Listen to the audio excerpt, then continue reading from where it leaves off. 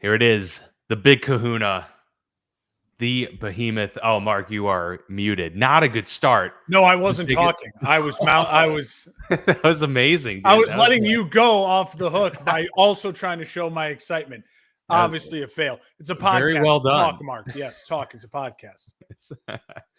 Amazing. Yeah, our big season-long preview prediction episode. We're going to go through divisional standings, team records, playoff predictions, all of that good stuff here for you today. But first, got to dive into breaking news. Well, it was breaking news a couple days ago, no longer.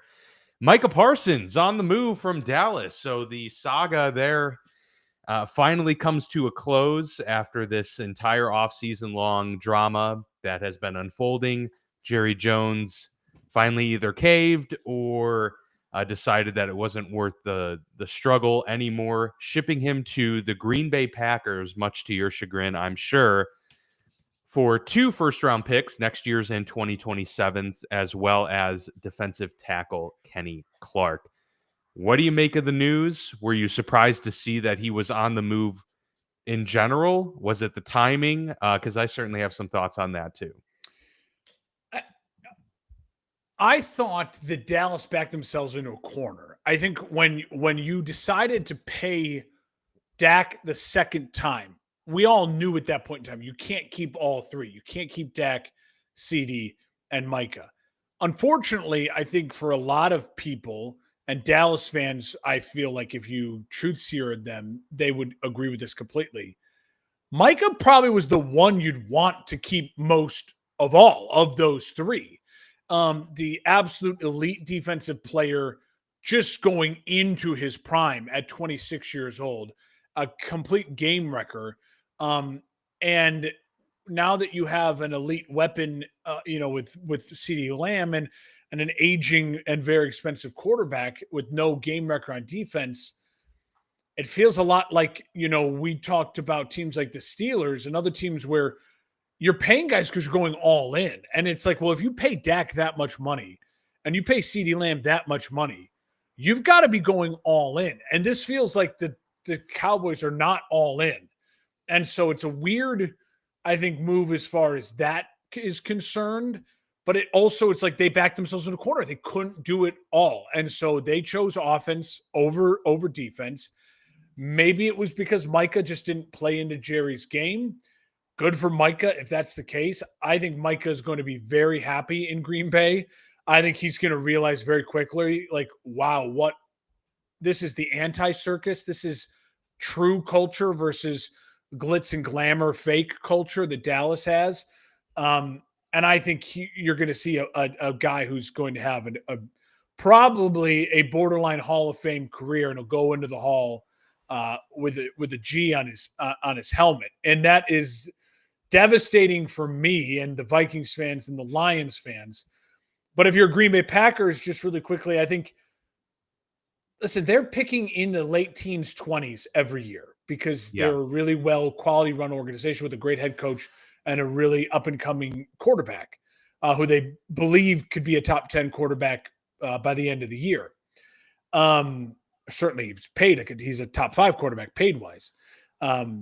And so you say to yourself, this is our opportunity in a city, in a franchise where we don't get free agents. You're going to have to make a blockbuster trade every couple decades, i.e. Reggie White, i.e. Micah Parsons now. And then you supplement all of that with really great drafting. And I think Green Bay is admitting that, hey, we've had some really solid drafting, and they have. They've got a bunch of B guys, but none of those guys have really turned into an A-plus player. And so, listen, just give up 2 first-rounders and a very solid player to go get an A-plus player. I think overall, what it does for Green Bay is it makes their team overall, on the Madden rating, they went from, an 88 to like maybe a 90. You know what I mean? It's just that one extra elite A-plus level player. Does it make them a Super Bowl contender? I think you and I will kind of discuss that here coming up. That's for sure. Yeah, I agree with you in many ways here with how you've laid this out. To me, they missed their window, and their opportunity to do this was in the offseason prior to the draft. That was going to be the perfect opportunity to trade Micah Parsons if they were going to do it, and get maybe a 2025 pick in there and then one in 2026, and open up your opportunity, shop him a little bit, and really be able to see which teams are in the mix. At this point in time, it seemed like there were fewer teams. All teams have their books in order at this point of the season, right? There's not too many teams that all the stars would align to make this trade happen. Probably 25 teams in the league would want to trade for Micah Parsons, but whether or not they're able to is a completely different story, right? Whether they're willing to give up 2 first-round picks, whether they have 2 first-round picks to give, and then on top of it, oh yeah, you've got to acquire this player and now pay him, a The most large money sum of that's money. not a quarterback in NFL history. Yeah. Yes. So a lot of teams, checked off 2 of the 3 boxes, but weren't able to actually afford Micah Parsons. And so, yeah, they backed themselves into a corner with this entire situation, dating back all the way to when they paid Dak that large sum of money, as you pointed out.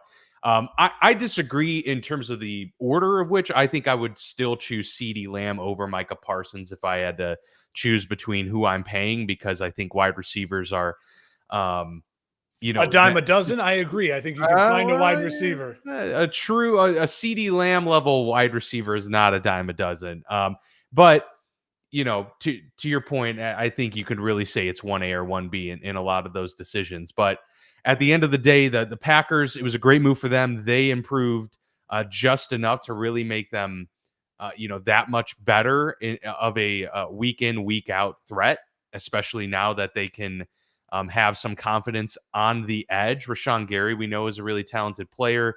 Kenny Clark, who's coming towards the end of his career, or certainly on the back half, still very talented, but they needed more help on the perimeter. And so this really secures that for them. On the flip side for Dallas, though, I did think, given the circumstances, I've already agreed that they missed their window and they botched this 5 different ways. Given their situation now, I thought it was a good return for them too. I thought there were 2 winners overall in this situation. I think Dallas getting 2 firsts, yes, they're probably going to be later firsts. And Kenny Clark, who's still a valuable asset, I thought it was a win-win. But we'll talk more about it as we get into the divisional standings. It certainly shakes things up much more in the NFC North than it does in the NFC East, because I think we both kind of felt the Dallas Cowboys were in no man's land. This solidifies it even more, whereas your Bears, the Minnesota Vikings, and the Detroit Lions now have a premier pass catcher or a pass rusher to contend with every week. So it'll be interesting, but excited to dive in here as we go around the entire NFL, AFC, NFC, give you our playoff predictions, take a look at the divisional standings. We dive into it all right now.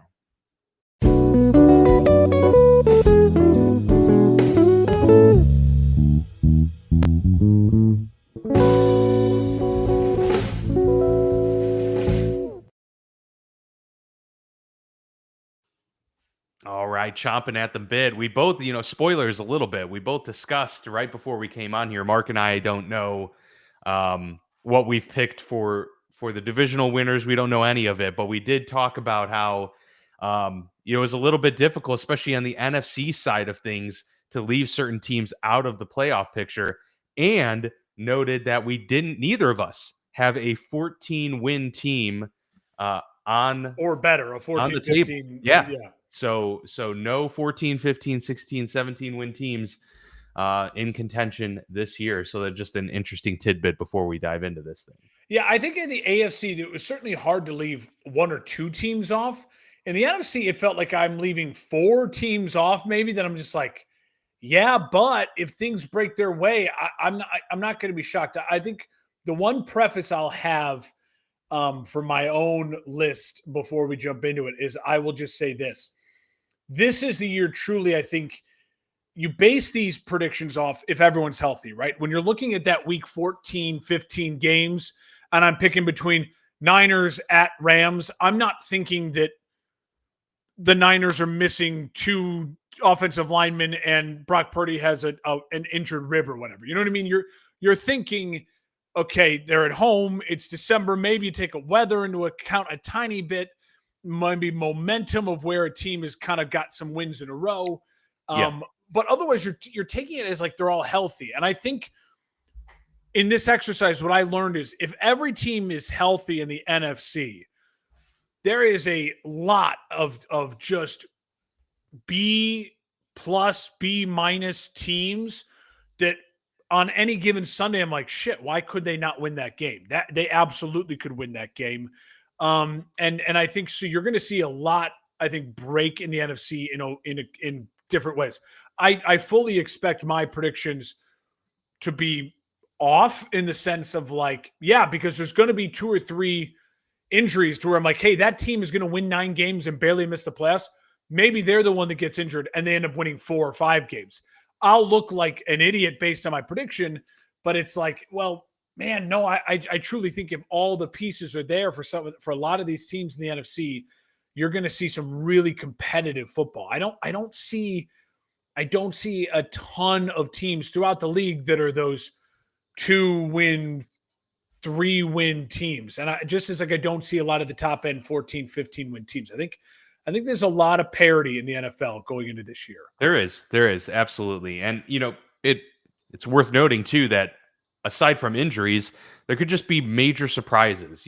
Russell Wilson could fall flat on his face in New York. JJ McCarthy could be the next coming of, Peyton Manning. CJ Stroud year. Yeah, we don't know. Yeah. There's a lot of rookie quarterback situations. There's a lot of, rookie head coach situations where, hey, we could be totally surprised. Oh, Trevor Lawrence and company finally get it together and go on a crazy, crazy season where they win 14 games. And you're like, whoa, what the heck just happened? There are a lot of factors obviously in play, but given what we know now, and this is why we do a show, is we give our opinions. We talk a lot about football, and sometimes we're right, sometimes we're wrong, sometimes we're really, really wrong. But that's what makes all of this fun. So I say we go based on, kind of like what we did with our divisional round table. Or we could do AFC East, NFC East, or we can just do the entire AFC landscape, entire NFC landscape. Do you have a preference on how we attack this one? If we're jumping between conferences, I'll get too confused. Let's stick all with, right, let's do AFC. Yeah. AFC landscape. Let's start with that. And we'll start with the AFC East. Okay, love that. If you want to just give me your AFC East breakdown, I will. And then I can give mine and we can kind of discuss. I have the Buffalo Bills winning the AFC East once again. I think they're the class of the AFC East. I think this Buffalo team has really favorable scheduling breaks. We talked about it. They played most of their tough games at home. For a team that was a high-seeded team last year, for them to have the scheduling breaks they got this year, and you add Bosa to that defense, I think the Buffalo Bills are going to end up 12-5, and I have them winning the AFC East. I'm going to go number 2 is the New England Patriots. A lot of what I think this is based on is 2 things. I think there's a giant culture change. I think you're going to see that like you saw with Washington last year, like you saw with Houston 2 years ago. When you just have a really positive, amazing culture change, that alone is going to help you. I also think it helps the fact that their schedule is so easy. They have, in my opinion, the easiest schedule in football. And they have enough talent, I think, with quality coaching to steal some games. I have them at 9-8 at second seed. I think Drake May, if he's healthy, I think it progresses nicely. I think we're talking about Drake May at the end of the year as that guy, like, man, is he in that 13, 14 range? Where is he fit? He's not one of the top 10 yet, but man, he showed real flashes. He stayed healthy for 17 games. Ups and downs. I think you'll see a real positive step forward for New England. I have the Jets at 6-11 in the 3 spot. I want Justin Fields to succeed. I want the Jets to claw their way to 9 wins. I don't see it with the schedule, and I don't see it with now Elijah Vera Tucker, maybe possibly injury this morning. I don't see it with The weapons beyond Wilson and Hall, I'm struggling with that. I think this is a team that's going to run the football a ton, and they're going to try to play really good defense. I think the Jets are a 6-11 team that covers almost every game, and I think they're going to be a really tough out. And my hope is that at the end of the year, you're looking at it and going, "Hey, Justin Fields played well. Let's give him another year in this system." Like Jared Goff's first year with the Lions, they won what, like 3 or 4 games, but he played well, and you could just tell that if they add a couple pieces to that offense or whatever it might be, a more year of continuity, if he stays healthy, I think a 6-11 is possible, and he's able to be the starter next year for them as well. I have Miami also at 6-11. Just the way the computers came out, they were in fourth. It wouldn't shock me if they were 6-11 and in third or whatever it might be. I'm worried about Miami. I'm worried about the wheels falling off. Tyreek Hill starting the season on such unsullied, soiled terms, it seems like, in training camp. Defensively, I wonder where their elite playmakers are besides Minkah Fitzpatrick. Offensively, I obviously have struggles with Tua being healthy. If Tua is healthy, I think he can put up numbers, but I think the Miami Dolphins will find themselves again in a lot of shootouts, and their schedule isn't necessarily always favorable, as we talked about. 6-11 for Miami and fourth, but I think a quality fourth place team. I certainly don't have them bottoming out as a 2 or 3 win team. If Tua is starting 17 games, they're going to put up points, but the vibes aren't right there, and the schedule isn't as easy as a New England. And I think they're going to lose twice to Buffalo, and in demoralizing fashion, because that's kind of what happens with Miami. Yeah, very nice. I have a similar breakdown of Buffalo, but the rest we definitely have disagreements on. So it's a nice start into this preview segment. I have the Buffalo Bills at 13-4. I have them as the top seed in the AFC. Okay, so number one, Buffalo. By the end of this year. I have them going 5-1 in division, which plays a huge part in this. And yeah, I just find that there are stretches in this season where they can easily rattle off 4 to 5 in a row, and they could do that twice, very easily. And then you're just peppering in a couple games here on the outskirts. I think their schedule really positions them to go get that 1 seed. And then really it's the end of the season as well. 3 of their final 4 games, you would project, at least right now, are basically book it a victory against New England, against Cleveland, and against the Jets. Now, of course, they got the Eagles mixed in there, that I do have them losing that game, but winning 3 of their last 4 is what propels them over some of the other contenders for that 1 seed. And so I have them catapulting there at the end of the season, but a pretty consistent run throughout. I feel really confident in Josh Allen coming off of his MVP campaign, expecting at least a second year, maybe not leap, but step forward from Keon Coleman. And we'll see if, James Cook can take another step forward as well, because I don't expect 14 touchdowns or whatever it was to necessarily continue this year. But maybe the production overall as a player will. And I think they got overall better on defense. And so, yeah, I'm pretty high on Buffalo this year. What happens in the playoffs, as always, is yet to be seen. I have Miami as number 2 in this division. I still believe in this offense, and I still think that they have enough firepower, especially early in the season when things are going really well, when weather's permitting for Miami, for them to really, take hold, pre-Thanksgiving, a lot of opportunities there against some lesser opponents. They're playing the Panthers, the Browns, the Falcons. They've got, matchups with the Colts and the Patriots early in the season. Like, these are games that Miami, if you just stack them up roster-wise, should win. Now, I do have them losing a couple of those matchups in there. just because I don't believe in Miami as a whole team. I have them going 8-9. So I don't have them doing particularly well, but I have them stabilizing because of Tua. If he's able to stay healthy, projecting health across the entire season. Yes, Tyreek might take a step back, but you've got Achane, you've got a really good backfield there that you got to feel good about. And so I think offensively, there just raises their floor a little bit for me. But I do have a lot of questions for sure, especially about the defense. But Kenneth Grant, can he be like, a defensive rookie of the year candidate? Very possible. The New York Jets come in third place for me, just behind them though, at 7-10 on the season. I think the rushing ability for this team to be one of the better run teams in the league is what kind of brings their floor up to around that 6-win, 7-win mark for me. Justin Fields is a very capable starter. I think that, he's probably going to be very excited to be given the reins at the beginning of the season, knowing that this is his job for the year ahead. He didn't have that in Pittsburgh. Certainly didn't feel like that his final season in Chicago, where you're basically walking on eggshells. So this is the true redemption opportunity for Justin Fields, if there is one.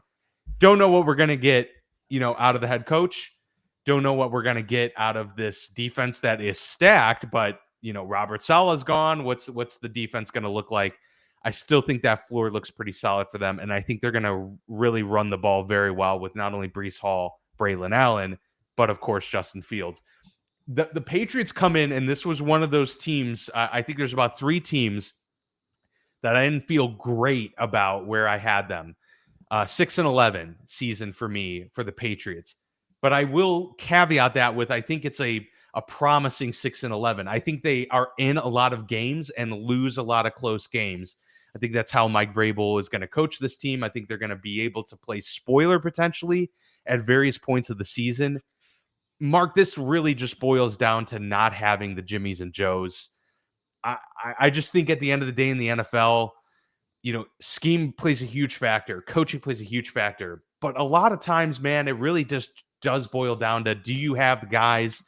New England just has so many holes in this roster that I couldn't find more wins for them. I think it'll be a promising year for Drake May. I think they're going to be like comfortable with him being the guy after this year. And I think Mike Vrabel is clearly going to, have his thumbprint on a lot of what they do.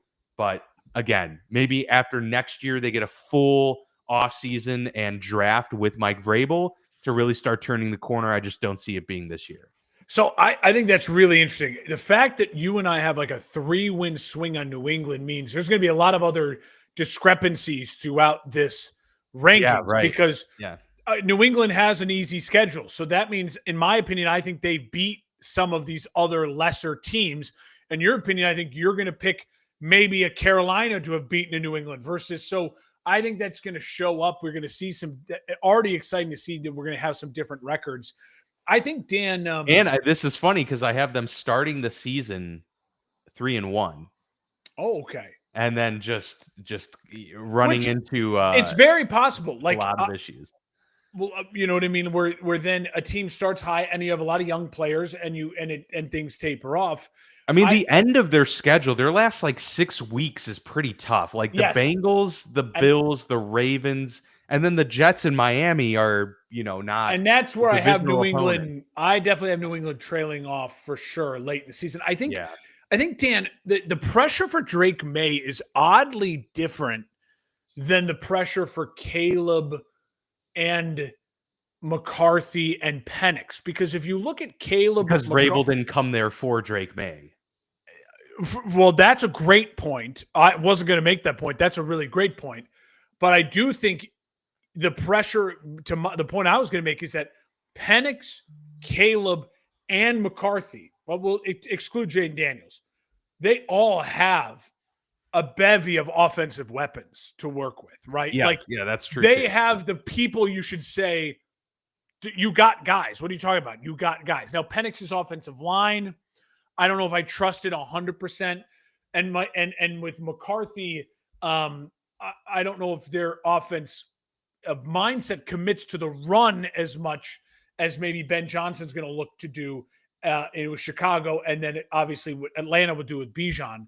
But I think that that's like a real thing. Like if I'm a Pats fan, I look at what Drake May has to work with, and I go, if he struggles at times, I'm going to give him the pass this year because I think he's a guy who's going to need, Stefan's not going to be ready to start the season. And so there's going to be a lot of growing pains for that offensive, group. But I do think you're going to see the flashes. You're like, this kid's got something. He could be a quality above average starting quarterback in the NFL. Where do you want to head next, my friend? How about we go to the AFC West? Let's head west. All right. I have the Kansas City Chiefs winning the division at 12-5. I'm not taking the bait, Denver and Chargers. I'm not doing it. I think 12-5 is because of early season struggles without Rashid Rice. I think there's also, and again, that's so funny because it's like 12-5. They're going to win a bunch of games. They're going to win the division. But this was a 15-win team last year. Listen, I think their offensive line stayed the same, which I think they really improved their tackle position with the rookie out of Ohio State, the first rounder, Brooks. Is it Brooks? But you lost Tooney. But then you did resign guys, so it kind of stayed the same. So I think it'll still be a solid offensive line. Josh Simmons is who you're referring to. Simmons. Yeah. Brooks is the kid who went from Texas, who went to New Orleans. I do have a question mark with the running back room. Like Kareem Hunt felt like, hey, we're going to plug and play for Pacheco with that injury, but obviously this is a room that's going to need to be revamped. And then they're starting the year with just Pacheco and Kareem Hunt. Yeah. Which is like, okay, those are both guys. Hunt did perform pretty well. Yes, but those are both guys. It's like, hey, they both should get you like 60 yards a game on 15 carries. So, but I don't see the explosion of the run game. And if you're trying to get back to that Kansas City over-the-top explosive offense, you need that threat of the explosive run game, not just the ground and pound run game. But listen, the Chiefs are the Chiefs. Their defense is phenomenal. They have a great defensive coordinator, the best head coach of football. They still have, to me, the number one quarterback in football, just top to bottom overall. Mahomes is a first ballot Hall of Famer and a generational type guy who I'm excited to see what he does with his back against the wall a little bit this year, even though they are a 15-2 team coming off of a Super Bowl. I think you're going to see Mahomes. Aaron Rodgers threw for more touchdowns than Patrick Mahomes last year. Yeah. Like, so I think you're going to see a motivated Patrick Mahomes to get back into that MVP discussion. I think he's a great dark horse MVP candidate this year. If he can get to that 35 plus touchdowns, low interceptions, over 4,200 yards and get them back on top of the AFC West for the umpteenth time in a row. Okay. Deep breath. Number two. I'll just say, when I ran the simulation the first time, I saw this and I was like, okay. And then I reset and I ran it again. The same result came out. And so my gut is telling me something. And what I think I learned from my gut is that I like the culture and the direction of this team most next of the other three remaining. And I have the LA Chargers at 10-7 in second place in that division. The Rashawn Slater injury obviously is devastating. But they also missed him 2 years ago. And I know that was pre-Harbaugh and everything, but you have Alt now, like you have a true guy you can stick and play there as a above average quality left tackle. Harbaugh has a culture. And I think Najee Harris getting the clean bill of health that he's ready to go. This team plays in Sao Paulo, Brazil, Friday night against the Chiefs. And I think you're going to see a team that, again, just comes out and reminds you of this dude is playing checkers when everyone else is playing chess. Jim Harbaugh looks at the game of football as, I'm bigger than you, I'm stronger than you, and I'm going to enforce my will. I think Bosa leaving is one of those additions by, again, subtraction in the sense that I think Bosa is going to be a great addition for Buffalo. Great addition for Buffalo and help them a ton because he's going to get the fresh start. He's going to get the guys are counting you out. Do you want to have a really quality end to your career? Or do you want to fade off into nothing? And I think you're going to see him really have a quality last couple of years. But I think he needed to change the scenery. I think also the Chargers defense needs to change the scenery. Like, hey, you don't just have Bosa and Mack and they're going to carry you guys. I think you see a defense that was improved last year take another step forward. It's a really tough schedule. And I just kept going to the fact that when I looked at some of these games, I'm like, yeah, but the Chargers is going to run the shit out of the football. They're going to control the clock. And Justin Herbert, I think he gets Keenan Allen back. Him and Ladd McConkey now have a true relationship. I just think there's a lot to like about Justin Herbert's upcoming season. And I have faith in Herbert and Harbaugh right now more in my gut than I do the next head coach quarterback combinations. I have the Denver Broncos at 9-8 at the 3 spot. So they're right there. 9-8, I know, is going to feel like a slight because every freaking national media guy you've listened to in the past 3 weeks has the Chargers either upsetting the Chiefs, the Broncos upsetting the Chiefs, or the Broncos winning 12 games. I think there's a reason for that. I think they're projecting momentum. I personally think there's going to be one team that doesn't live up to the hype. And I have reason to believe it's Denver for 2 reasons. We talked about the names they added on defense. There's a reason those guys were available to add on defense. You know what I mean? Like, there's a reason that Greenlaw and Nafunga, like, these are guys that have had some issues in the last couple of years, staying healthy and performing at the level their contract was paying them. These aren't adding Micah Parsons in their prime. Now, it was a defense that was already improved. And I think they're a 9-win team in a really tough division with a really tough schedule. I'm not saying the Broncos are going to fall off the map, but I also think there's 2 ways for Bo Nick's season to go, right? His season could go, he takes the next step towards being Drew Brees and look at Sean Payton found his next Hall of Fame quarterback. Or, like most quarterbacks who have a really successful freshman year, they struggle in their sophomore year for 2 reasons. A, the defense in the NFL catches up to them a little bit because, okay, this is what is really going on here. And B, the wear and tear of the second NFL season, the pressure that comes with having a good first NFL season, it can weigh on guys. I think there's going to be a slight combination of both for the Broncos. And I think they're really thin in a couple key positions, especially in the offensive line, to where if they get a nicked up injury or something here or there, I think those people who are betting them to win 11, 12 plus games, you're going to be sweating it out. And I think they're going to be hanging around all season long. I think there's a fall off maybe towards the end of the season. I have Denver at 9-8, a very respectable 9-8. And I have the Raiders in 4th place at 6-11. I wanted to find a way to get to the Raiders to get to 7, 8, 9 wins and be more competitive. The schedule wouldn't allow me to do that. I don't think they're the Chargers. I don't think they're the Chiefs.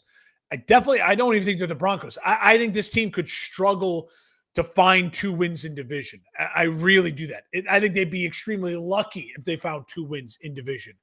So when you're staring down that possibility of 1-5 in division, the rest of the schedule isn't a cakewalk for a new head coach, a new quarterback, and a defense that, besides an absolute all-pro elite player, leaves a lot to be desired. There's some other pieces, but it's a lot to be desired. And besides Brock Bowers and Ashton Genty, who I have both of them on my fantasy team, I don't know where the offense is going to come from. Amari Cooper, yes, that's fun, but I'm worried a little bit about, Geno had success with DK and Lockett, over the top veteran big play guys. The weapons of Amari Cooper stuff, they aren't in their prime big play guys. So I think you're going to see a Raiders team that's really competitive, really fun, but find themselves at 6-11 at the end of the year. Yeah, the Raiders remind me a lot of the New England Patriots in terms of how I think they stack up and how they're built. Okay. And new coach, new quarterback, relatively new quarterback for New England. And and all of that. So yeah, they'll be feisty, but hard to see them contending with the best of the best in the league. Mark, we are 4 for 4 in this division. Exact breakdown, exact records Love it. across the board. Love it. Absolutely. No, I agree with Kansas City being 12-5. Hard to project any team to win 15 games. And the fact that they did it last year, not looking as impressive and not really having the offense that we were accustomed to, it just goes to show how well made this team is, how good Patrick Mahomes is, and how great of a head coach Andy Reid is. All of that being said, I agree with you. It's a tougher climate in the NFL. It's a tougher division now. They don't have as easy of a path as they have had in previous years and even last year. So that's going to be difficult. The schedule is, I mean, there's a lot of potential here for Kansas City losses. Like I have them beating the Eagles in week 2 as that kind of revenge game, but that could obviously go another way. They've got a easy end of the season, but there's a lot in the middle that's really There's difficult. a lot of Ravens, Bills, Lions, Commanders, Eagles. Yeah, it's tough. And if the Broncos are, a pretty solid, decent team, that's just going to add that extra level of difficulty going into it. I agree with you. They got a little bit better on the edges, but not as well as the interior, which is going to affect their run game a little bit. And, is this defense? I don't. Spagnuolo's a mastermind, but this defense outside of a couple players is relatively old, and so you always got to factor that in too as the season goes on. Again, 12-5. No one's pressing a panic button. They're winning this division, but I do have them there. Chargers 10-7 as well. For many of the reasons you laid out, the culture is there. I think when it came to choosing the Chargers or the Broncos for this spot, a lot of it also ended up being I just trust Herbert more than Bo Nix, especially a year 2 Bo Nix. Like I think Herbert will have this trajectory of slow and steady ascension, whereas maybe Bo came on really strong and fast last year, and to your point, might settle in. I don't even think he's going to necessarily fall back. I think he'll probably just kind of steady out a little bit here in year 2. Which is Bo Nix is already like 27 years old. Like he's not the traditional rookie. And I'm sorry to cut you off, but you saying that just really triggered that in me. It's like, it's not like Caleb Williams is 23. It's like, right. Yeah. You know what I mean? Seen a lot of football action. And even Jaden Daniels was a 5-year college starter, right? So he came in the league more pre-ready. May and McCarthy and Williams of that class are young green. And green versus Penix and Nix. So I feel I'm with you 100%. I feel like Nix, what we saw last year, that might be close to what his ceiling is, which still is a guy who got his team to the playoffs last year. Yeah.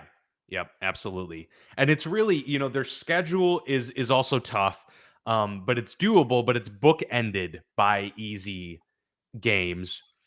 So that to me is actually going to add to the difficulty, because I think they're going to get off to a really strong start this year, but then the Broncos are going to run into, some tough games. I think maybe some trap games there. Like I could see them, losing to the Cowboys in the middle of the season. I have them losing to the Eagles, the Texans, like a tough game. They've got the Chiefs there, the Commanders, the Packers, later in the season. So there's just a lot of games there where it's going to be hard for them maybe to sustain that momentum that I think they'll get early. Like I have them starting 3-0, potentially 4-0. Yeah, it's a little too early for me to jump on the Broncos hype. I do think it's still an ascending team, and I'll have them probably next year as a playoff team. But this year, I do have them taking a seat back, mainly because of the improvement to the Chargers. And then 6-11 for me for the Raiders as well. A team that's going to be feisty. Like I said, it's pretty much mirroring what I said about the New England Patriots. They're going to be a tough out. They're not going to be an easy win for most teams. They'll play spoiler at random times throughout the year. But in terms of a consistent production, there's too much turnover and not enough dudes on this team for me to make the difference in the schedule for them. So 6-11, maybe they can go and get the quarterback of the future next year, or maybe just stockpile the picks and They really need, round out this roster like they desperately yeah, need. they need 2 first-round picks badly. Just Yeah. like you're right, adding studs. Can I ask you? You said the Chiefs No 12-5. Christian Where do you? Wilkins too, which really sucks for them. Yes. That's a big bummer. Where do you have the Chiefs in your? So they win the division 12-5. Are they the 2 seed, 3 seed? Where did they They're end the up? 3 seed. The Chiefs ended Okay. up being the 3 seed based on how the schedule works out, Okay. but the 2 seed is also a 12-5 team. So, Okay. however you wanna shake that out at the end of the Okay. year. Okay. I'm keeping track. I'll at the end of the AFC, I'll give you my whole 1 through 7 Sounds there. good. All right, Um, I'm gonna start us off with the AFC North here. let's go. The Baltimore Ravens win the North once again at 12-5. I So think they're this your 2 team, seed, right? they're my 2 seed. So we've got the Buffalo Bills as the 1, the Baltimore Ravens as the 2, and the Kansas City Chiefs here so far as the 3. I think this is kind of a moving train. Not much has changed for Baltimore. I think their defense um, will get a little bit better. We just saw them ink Kyle Hamilton, do a huge deal, young player. This team outside of like the Marlon Humphreys is actually like a pretty young group on defense, and so I think another year of Metabike and another year of Kyle Hamilton inserted into the mix here is just kind of that next step for them, kind of forming this next iteration of what the Baltimore Ravens defense is going to be. Offensively, I think a lot of it stays the same, except they get this extra boost, albeit temporarily right now, to the backfield with a healthy slate of Derrick Henry, Keaton Mitchell, Justice Hill. I think Keaton Mitchell is a really talented player. I'm actually really high on him. So I think the injury last year maybe made his health this offseason kind of fall under the radar. But I think he's going to add an extra dimension of big splash play to this offense where you've got the Derrick Henry who can wear teams down play after play. Obviously, Lamar's a threat on any play. Justice Hill out of the backfield in the screen game. But Keaton Mitchell can break off those 60-yard runs and really gives them that added dimension of keeping everybody fresh. So if this backfield can stay healthy, I think this is easily the best running team in the league. And I think they're a true contender once again for the 1 seed and a true contender for the Super Bowl. The second place in the division, I have the Pittsburgh Steelers here at 11-6. I had been predicting them as a 10-7 team all offseason.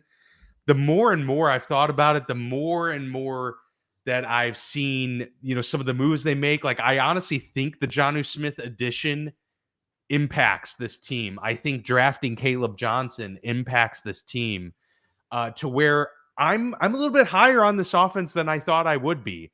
And so it's all going to depend on how Aaron Rodgers translates. But if we get the final 8 games of the season last year, Aaron Rodgers, then I think you're talking about an offense that actually can be pretty dangerous because they've got 4 tight ends that could all be starting tight ends in the NFL.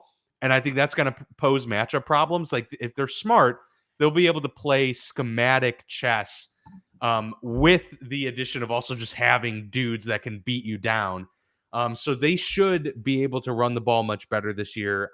They just extended Jaylen Warren, so we know that they're going to feature him and lean into him. Finally, it's his backfield to lead. And so I'm excited about the prospects. Now, one DK Metcalf injury from disaster, absolutely. The depth here is tested. But, is Roman Wilson a guy that is going to surprise us this year? I hope so. I think he could be a really reliable slot guy. I think Calvin Austin can be the big play, deep threat, in year 4 for him as a wide receiver. So a lot of things in play here for the Pittsburgh Steelers. And of course, the addition I think that they made on defense with Jalen Ramsey, I would take him over Minka based on how this team is stacked. So they really upgraded their cornerback room, and it really could be a top 3 defense, if not the best defense in the league. So for those reasons, I have them second in the division. Just behind them are the Cincinnati Bengals at 10-7, and this is all because of the defense. Look, I think Joe Burrow is going to be the MVP this year. He is my pick for it. I think this offense is going to light it up even more than they did last year, because I think year 2 of Chase Brown being the full lead back the entire season is going to do wonders for them. But man, I mean, if they didn't sign Trey Hendrickson, thank goodness they did, because if they didn't sign Trey Hendrickson, this could go down as one of the worst defenses of all time. So just a lot of concerns there. They play in a conference with a lot of good offensive firepower. Their schedule is tough. They're going to have to get in shootouts, which they're more than capable of winning. But again, what's the sustainability of winning games 40-35? It's tough. So I think the offense is going to be one of the best in the league, but they're going to have one of the worst defenses in the league. Caps them out at 10-7, but I do have them making the playoffs there at 10-7. The basement, and it's a big discrepancy, the biggest discrepancy we've seen in division for quite some time. The Cleveland Browns I have at a paltry 4-13. And honestly, Mark, this is because I don't think Joe Flacco starts all season. If I thought Joe Flacco started all season, I actually might have them getting closer to like that 6-win gap, because Joe's that guy that's going to keep you in games. But I do think, and late in the season, they have more winnable games. The early part of the season is devastating. I believe I have them. Let me check here real quick. I have them going 0-4 to start the year. You should. I do too. And then they're like 1-7, going into the bye. And then they're able to rattle off a couple wins. But so yeah, the schedule really opens up for them after the bye, but it may be too late for them at that point. So difficult stretch for Cleveland and a difficult season all around. But this is probably what they should want, man. Just have a really bad year, and you come back next year and just hope to hit on that quarterback and move forward. But that's where I have it. That is how the AFC North stacks up. 3 playoff teams in this division.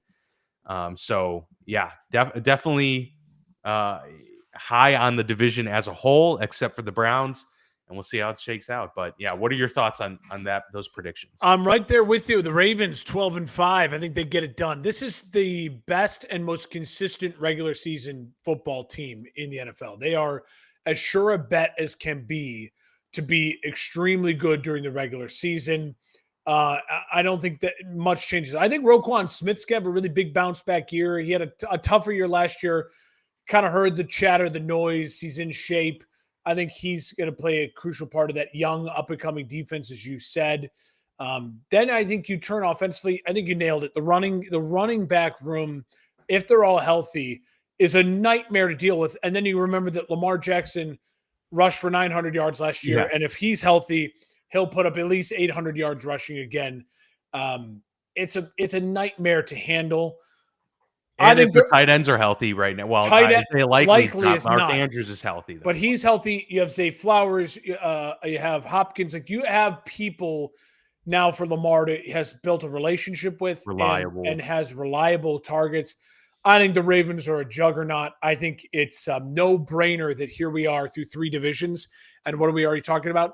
The Chiefs, the Bills, and the Ravens, 3 best teams in the AFC. Yeah, I don't trust you as an NFL personality expert, whatever you want to call yourself in this industry that we are a part of, if you don't believe in those 3 football teams.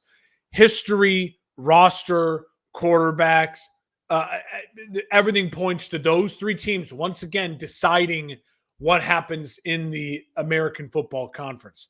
The Bengals, I have at number 2, and I have them at 10-7 at 2. Okay. So same record as you. I think we nailed it with the Bengals. I think they're going to win shootouts. They're going to lose some shootouts. I think, though, the defense may actually be slightly better than you think. I think Hendricks is going to be, again, extremely motivated to put up big numbers. Mm. They drafted the kid in the first round out of Texas A&M. Yeah, Shamar Stewart. Shamar Stewart. He will be a rotational, good pass rushing piece. The rookie linebacker of South Carolina, who's getting the start. They invested on the defense in the draft. I think they're going to be inexperienced, obviously. I think they're going to be flying around, and they changed the defensive coordinator. So I think you're going to see a more of an effort on defense. And again, they'll have the advantage because they're going to be up 14-0, 17-4, 3, 17-10 in games, because that offense is going to score. Brown, Higgins, Chase, Burrow, a very solid offensive line. They're going to put up points. Gesicki, the tight end. So I like the Bengals a lot. I think the Bengals, the only reason I don't have them as an 11 or 12 or 13 win team is the schedule and the questions about the defense. If this defense proves it throughout the year, this could be a team that That'd be actually one hell of a story. they sneak their way into maybe that 11, 12 win category. But I'm going to conservatively say right now they're a 10-win football team. And I have the Pittsburgh Steelers as a 10-win football team. Again, similar to what we already talked about with the Jets and Miami, same record. It just shook out that the Steelers were in second to the Bengals, third and the Bengals second. I think they're very comparable football teams just in the sense of vastly different of their makeup, right? Yeah. I think the outcome at the end of the day is going to be very comparable, and you did well. 1-win difference for the two. You nailed it. I think we're going to have a lot more to say about Pittsburgh and feel a lot more confident about Pittsburgh when we're talking here early October, in a month from now. We got to see what Aaron Rodgers is like in that Arthur Smith offense. We got to see what Jaylen Warren is like being the featured back. We got to see what the wide receiver 2 and 3 positions shake out and how defenses guard it. Do they even bother, or do they just roll all the coverage to DK and dare Aaron Rodgers to force the ball to Freiermuth and Scotty Miller and some of the other weapons? So it's going to be really fun to watch all that shake out. Defensively, no questions. The unit's incredible. It's an incredible names, positions, no weaknesses. That is going to help them early in the season. And then you hope their offense catches up.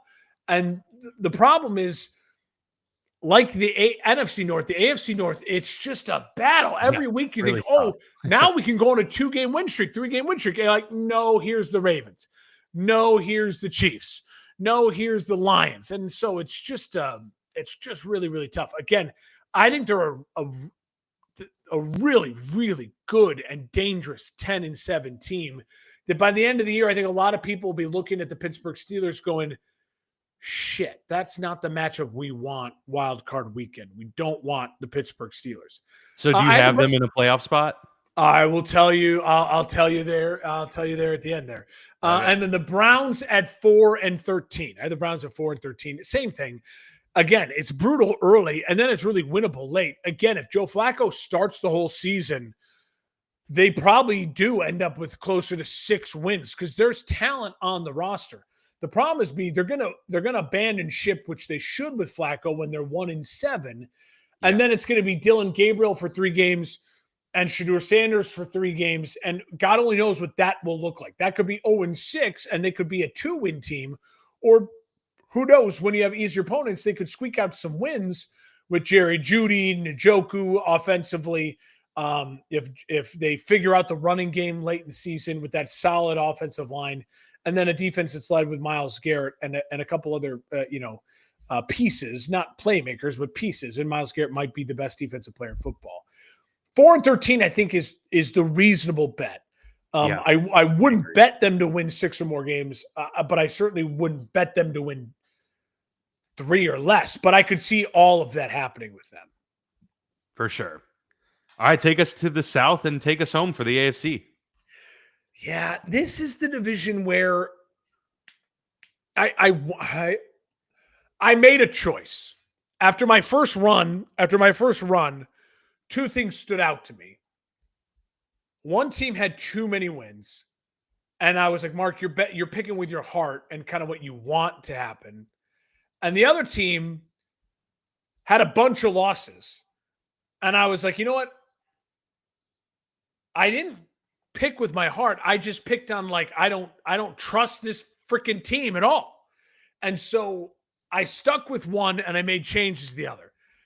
I have the Texans winning the division at 10-7. So what I'm telling you there at 10-7 is 2 things. The schedule's not insane. So I think what I'm telling you is that the Texans are a very quality football team that absolutely could win a playoff game. But I think their ceiling is very limited. I have questions with them offensively. 2 years ago, CJ Stroud bursts onto the scene, and they had an offensive coordinator who was supposed to be the next Ben Johnson, and everyone wanted him. Here we are 2 years later, and we're coming off a down year for CJ Stroud. Questions in that wide receiver room, huge questions with their star running back, who was a big reason they burst onto the scene 2 years ago, and questions about and questions about their offensive coordinator, whole new offense that CJ Stroud is learning. So I have a very good defense, and I had a very good defensive coach. And I think that's going to win them that division. I think offensively, there's going to be games where the Texans score 40, and you go, here we go. And there's going to be other games where you're like, why is it the third quarter and it's 13-10 and the Texans are struggling and CJ Stroud looks out of whack? I think there's going to be games like that. I have them at 10-7. I don't love the pick of them to win the division at 10-7. I had the Jags the first run through is like a 12-win team. And I'm like, Mark, stop. Just stop. I want to believe in Trevor Lawrence. I want to believe in Brian Thomas Jr. I want to believe in Travis Hunter and ETN and Bigsby and an improving offensive line. I want to believe that Duval and Liam Cohen is not a creepy weirdo and he's actually going to be a nice new offensive coach. And I want to believe so much I gave him 9 wins. And I said to myself, Mark, 9 wins is still a ton of wins for a team that fell off the face of the earth last year and really struggled at times and looked really bad. Brian Thomas Jr. is developing into a true number one. I'm fascinated to see what Travis Hunter's snaps are like on both sides of the ball. I think they have some schedule favorable things. If the Jags get hot, they could be that sneaky team that wins 11, 12 games. I think more realistically, is there a 9-10 win football team that is really competitive, but also week to week, you just don't know what you're going to get. But Trevor Lawrence would be my bet for the comeback player of the year in the sense of if you believe in the Jags, you're believing in Trevor Lawrence and you're believing that he is going to put up big numbers to get them back and get them righted. You said 10 wins, right? You had them 10-7? No, I have them at 9-8. I have them at 9-8. Gotcha. And I will say this, I think that's going to fall a lot of the feet on the defense and just not trusting it. And so I have the Jags at 9-8. Titans 5-12. And I think the Titans are going to surprise people. I think the Titans are going to be really feisty. This wide receiver core is veterans, and that's great for a young quarterback. It's not great for his future because he doesn't have his guy, right? It's not like when the Bears drafted Rome Odunze. The offensive line is improved. Tony Pollard had 1,000 yards rushing last year. He's a solid quality back. They have an offensive coach. You have a quarterback who says all the right things at the podium, has been stellar at the podium. And you have a quarterback who, by all accounts, is the definition of first one in, last one out, like the opposite of Kyler Murray. No red flags for the work ethic. So I'm going to trust in that they're a really feisty 5-12. They, like the Raiders, like the Jets, like the Browns, they're just like, you need 2 more drafts and 1 more big free agency thing to be like, now this is a 12-win team. This is a competitive, fighting for supremacy team. I don't know if they'll actually ever get there because you're projecting a lot, but they're lacking the talent for me to say they're going to pop off and win 9-10 games. Sure. I think me saying they're going to win 5 games is me showing you how much I like Cam Ward and the direction they're going. The Colts are at 4-13. And Dan, I love the head coach. I love the running back. I like the offensive line. I like the defense. But the schedule isn't great. And someone has to be really disappointing and really bad. And I picked it. What was it? Washington 2 years ago or last year? I was like, when did I pick Washington to be really, really, or who was it I picked? I think you picked Washington to be like no, it was Tampa. It was Tampa 2 years ago, Baker's first year. And I said, they're going to win 3 games and Baker's going to be out of there and they're going to have the number 1 pick. I'm just doing that again, rinse and repeat with the Colts. I could be really wrong because they do have the talent and the coach to where they could sneakily win 7, 8, 9 games. But Daniel Jones is not good. And Richardson is not good. And so I'm just banking on that. Someone's got to Sure. lose games because I like other teams more. So that's kind of where I fell with the Colts. If you have them as an 8-win team, I'm not gonna fight you on it. They're my team. I'm just like, someone in the AFC has to lose games. I think the Browns are gonna lose games. Someone else has to lose a bunch of games. I think the wheels fall off at quarterback for the Colts. Things get ugly and they lose games. We're pretty close. I have the Jaguars winning this division. I have them at 10-7. And I have the Houston Texans at 9-8. So I have those two teams flipped. I don't know what we're gonna get out of Liam Cohen, but I believe and I'm choosing to be heard again. I believe in the Trevor Lawrence bounce back year. I think this is a year of take a deep breath. The pressure is kind of off. They're feeling almost probably like they're just like complete underdogs at this point. Nobody expects much from them. And I think that's where they can be their most dangerous. Totally. Um, I think that, they have interesting options in the backfield now with Tank Bigsby in year 2.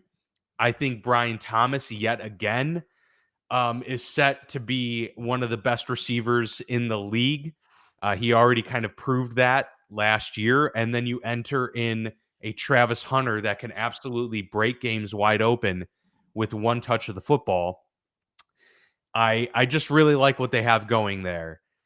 Defensively, I think they're improved. I think they're going to have a better unit, the best unit that they've had since Trevor Lawrence came to town.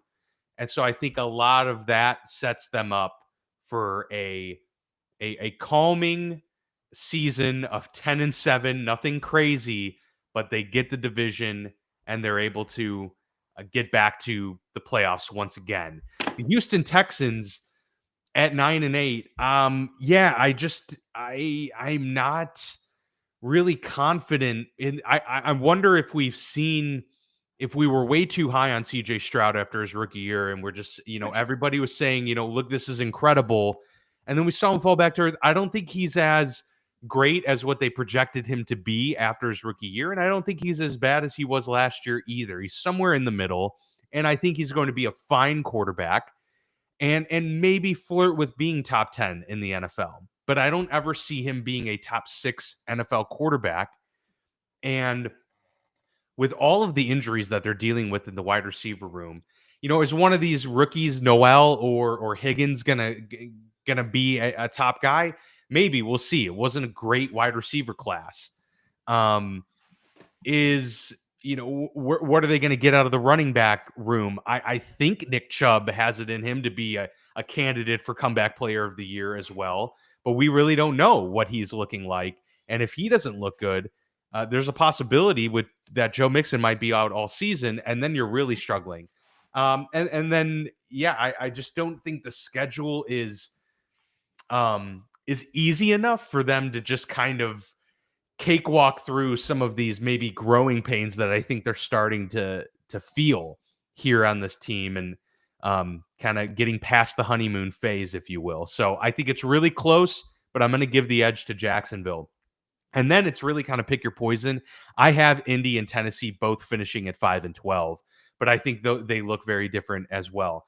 I think with how Indy finishes, I think it's going to be very clear by the end of the year that this is a team that's a competent quarterback away from being a 9-win football team, a 10-win football team. And for the Tennessee Titans, I think it's going to be clear we got Cam Ward. He's the dude.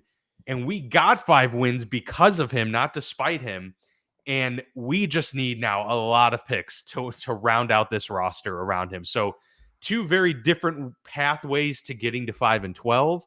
But I think they both end up there at the end of the season. And for a lot of the reasons that you stated out as well, I don't need to rehash that. But I think they're going to be those 2 teams that are kind of neck and neck all year for playing with that basement of their division.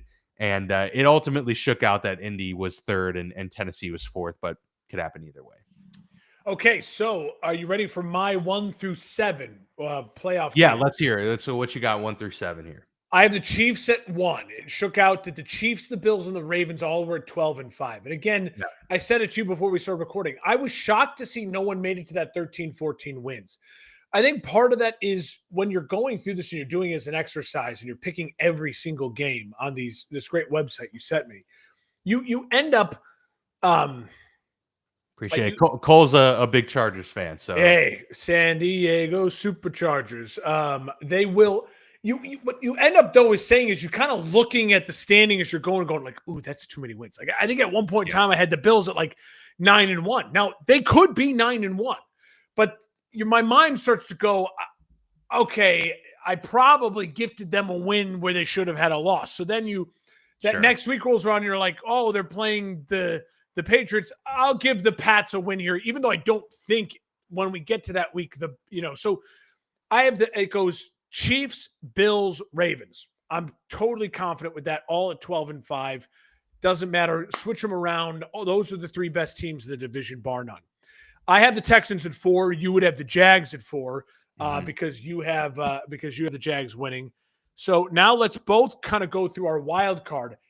At my 5 spot, I have the Bengals. You have the Steelers. Yep. Okay, so you have Pitt. At my 6 spot, I have the Steelers. You have the Bengals. Yep, that's correct. Okay, Bengals. I'm writing yours down. And then at my 7 spot, I have the Chargers. Go Chargers. You have the Chargers too. As do I, yes. So we have the same playoff teams except for Houston and Jags.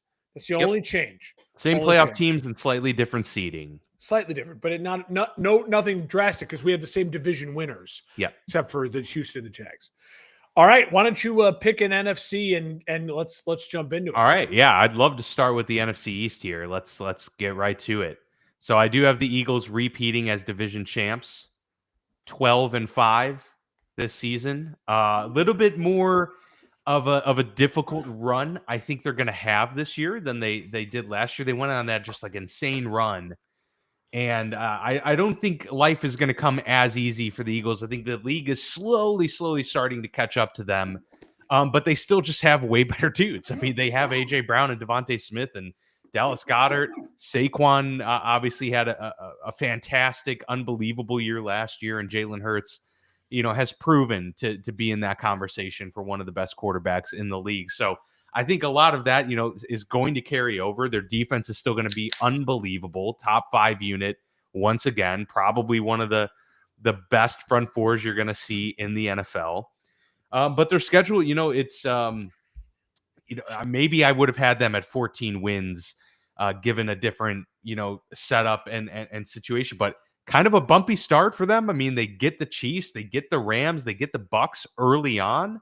The Broncos can certainly be a spoiler team there. And then after their bye in week 9, they got to play the Packers and the Lions, Cowboys, Bears. Like there's a lot of just difficult matchups there. The bye comes at a good time for them so they can kind of get ready for that stretch run. But it is difficult. They play the NFC North and the NFC East a ton post bye. So it's going to be testing for them. And we'll see if they're kind of limping their way into the playoffs versus last year where they were full head of steam and really the hottest team in football going into the postseason.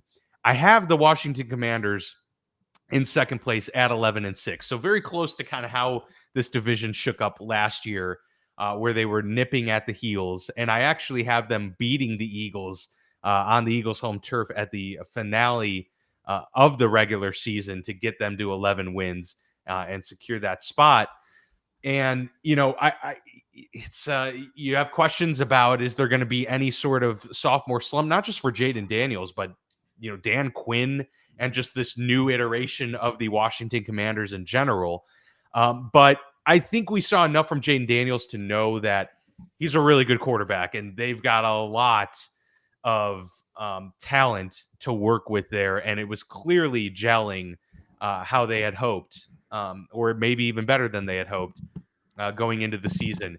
They add Deebo Samuel. We don't know what he has left, but if he has any semblance of the old Deebo Samuel in him, they just added a wild card addition to this offense that, honestly, like, he's a better version now than Curtis Samuel, and that was kind of the role Curtis Samuel played for them.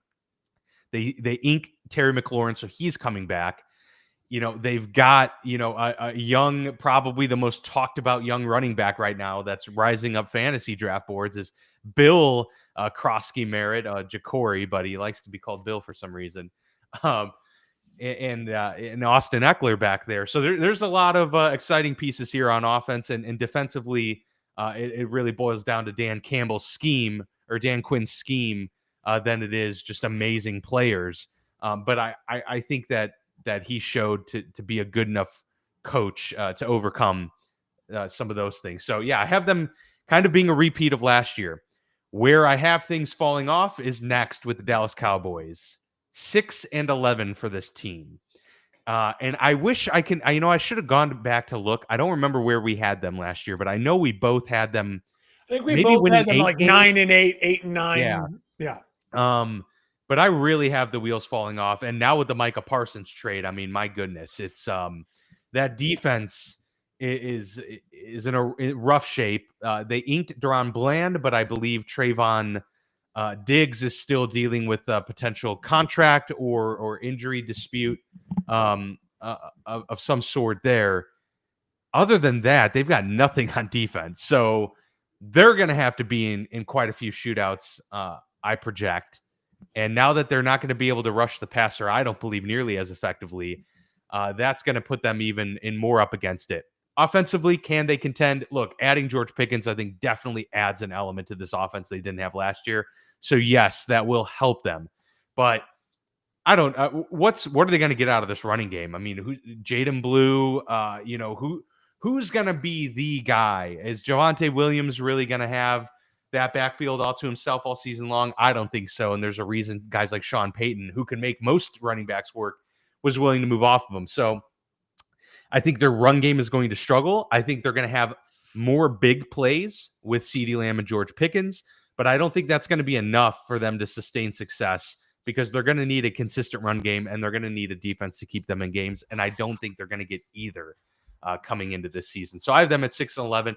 And then I have the New York Giants, who I really wanted to be higher on, especially because I do think the addition of Russell Wilson is going to, raise the floor of the performance of this team, but it just didn't shake out that way. I had them at 5-12, and their schedule just doesn't really match up very well. They have just no real pocket of that's a 3-game stretch that they can really dig their heels in and start to develop something. Coming out of the gates with Washington and then dealing with Kansas City 2 weeks later and the Chargers, and then ending the year with the Cowboys and the Vikings and Commanders. Once again, I just think these teams are better than the New York Giants. I want to caveat all of this because this was one of those teams where I was like, I didn't feel great about where they ended up, is that I think their defense is going to be really good. Like, I think it's going to be a lot better than they were last year because of how good that front is. I just think that there might be just some issues with how Russell Wilson works with Brian Daboll. Brian Daboll's very demanding of how his offense runs, and he's a very, type A personality. And I wonder how that relationship is going to work with Russell Wilson. So a lot of question marks on this team. I wanted to have them a little bit higher, maybe 7 wins, but I wouldn't be shocked if they did get to 7 wins. But I have them at 5-12. So you're going to now, before we started recording, I told Dan the NFC just like it put me in a pretzel. And I think when you hear the records, just remember what I'm a little embarrassed by my records as I look at some of these. Okay. But again, I just think he's preparing us all. I just think there's a lot of, I just think the NFC is so freaking tough. It's so competitive. It is. So I have the Eagles winning this division. I have them at 11-6. That's what it came out to. Okay. So I think that what factored in for me for that was 2 things. I was like, why do I have them 11-6? I love the Eagles. They're the Super Bowl champs. They have probably the best roster in football. They have a quarterback I love. They have a running back I love. They have a great wide receiver room. They have an offensive line that I love. They have a defense that I love. Like, why am I 11-6? I'm going to say there's two things. Slight Super Bowl hangover. There's going to be games and hiccups along that. They were absurdly healthy last year. I think, again, there's that always factors in at some point in time. Now, late in the year, they weren't, with the offensive line stuff, but they powered through it. And I also think the NFC is just slightly catching up. I just think there's that catch up, right? So I originally, the first run through it had the Eagles at 12-5. And the second run through I had 11-6. And I thought, you know what, I'm going to stick with 11-6. But I love the Eagles. Don't think of that as like a Mark's hating on the Eagles. It's 11-6, but I love them. I have Washington at 10-7. Okay. I debated a lot with Washington because Washington feels a lot like Houston, right? It feels like Mark, this is Houston last year. Don't overthink it. They're going to take a step back. Houston took a step back. Like, they're going to take a step back.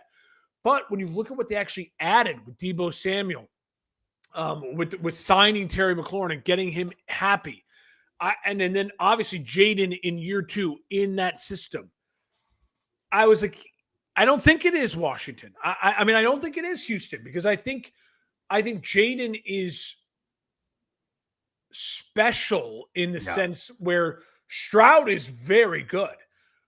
But Stroud, remember, his comp coming out of college was Jared Goff. Jayden Daniels is the second coming of Lamar Jackson. He's the only thing we have in the league that you can say that's like Lamar Jackson. And what does Lamar Jackson do in the regular season? He fucking puts up numbers. And I think Jayden Daniels is going to put up numbers. Now, what has Lamar proven that we haven't seen proven from Jayden yet is Lamar can play 17 games, mark it down. He's your starting quarterback. We got to see if that's what Jayden Daniels is too, as an athlete and as a competitor. So that's going to be something interesting to watch. Why at 10-7 then? Why do you have him take a step back? The schedule, the division. I have everyone taking a step back. That doesn't mean they're not as good. I actually think Washington might be a better football team than Washington last year. They have a more experienced quarterback, more experience in the locker room. This is year 2 of everyone being together. They add Deebo Samuel. But look at their schedule breakdown. It is a slog. It is tough. And everyone is better in the NFC. I have the Giants at 6-11 in third place. And so I'm with you 100%. I think this is a 6-11 with Jackson Dart playing some quality football late in the year. I liked what I saw of Dable and Dart. I think Dable and Dart stay together. I think Brian, I'm calling it now, my wild prediction of the year. We are talking in a year from now, is Brian Dable still the head coach with Jackson Dart? And I think that defense is why. That defense is nasty. And it's just like the New York teams are identical to each other. If you can get quality, competent quarterback play with the few weapons you have offensively, you both have a wide receiver number 1, right? Like, and that's kind of it, what you have offensively. Just lean on your defenses. Those defenses in New York are brutal. Like, I would not want to play them at all. And so I do think the Eagles playing them twice, Washington playing them twice, it's not going to shock me if the Giants upset Washington week 1. Right. Like it's not going to shock me because they get after the quarterback. They make a mess of that Washington offensive line, and Russell plays well enough. And all of a sudden you're like, wait a minute. The Giants start 1-0, right? Like, that is, to me, a storyline that I think is something to worth watch out for. The vibes in the arrow, I think, are pointed really up for New York. And then the vibes in the arrow for the Dallas Cowboys are just, it's a plane falling out of the sky, and people are grabbing parachutes, and people are putting their own masks on before they help their others put the mask on.